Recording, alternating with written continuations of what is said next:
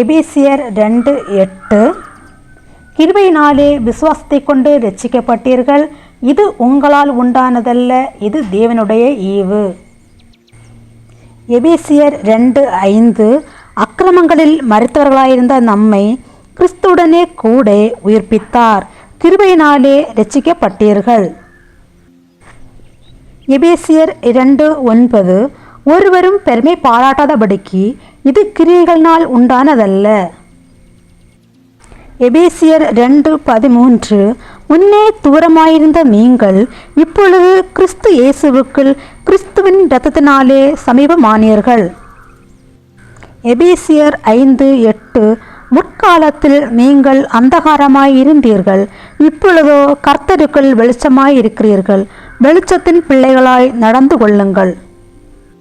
எபேசியர் 4:23 உங்கள் உள்ளத்திலே புதிதான ஆவி உள்ளவர்களாகி. எபேசியர் 4:24 மெய்யான நீதியிலும் பரிசுத்தத்திலும் தேவனுடைய சாயலிலும் சிருஷ்டிக்கப்பட்ட புதிய மனுஷனை தரித்து கொள்ளுங்கள். கலாத்தியர் 6:8 தன் மாம்சத்திற்கென்று விதைக்கிறவன் மாம்சத்தினால் அழிவை அறுப்பான், ஆவிக்கென்று விதைக்கிறவன் ஆவியினாலே நித்திய ஜீவனை அறுப்பான். ஆமீன்.